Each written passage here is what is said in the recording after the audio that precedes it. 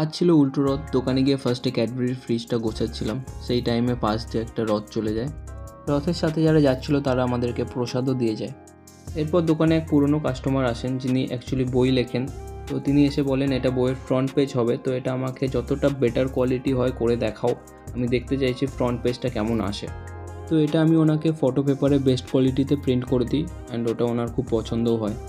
এরপর flair and Oxford কোম্পানির distributor চলে আসেন আজকের যা যা অর্ডার ছিল সেগুলো নিয়ে। অর্ডারের জিনিসগুলো আমি বিলের সাথে একবার মিলিয়ে নিচ্ছিলাম। কখনো কখনো বিলে অনিচ্ছাকৃত ভুল হয়ে যায়, যেমন আজকেই 1.5 ডজন খাতার অর্ডার ছিল, সেখানে ভুল করে 2 ডজন লিখেছিল, তো কাকু সেটা সঙ্গে সঙ্গে ঠিক করে দেন। আজ ফ্লেয়ারের দুটো নতুন পেন এসেছে, যার মধ্যে একটা হলো ফ্লেয়ারের ক্লাউড, এটা বেশ কয়েকটা কালার আছে এটার, আর এই পেনের গেট আপটা বেশ ভালো লেগেছে আমার।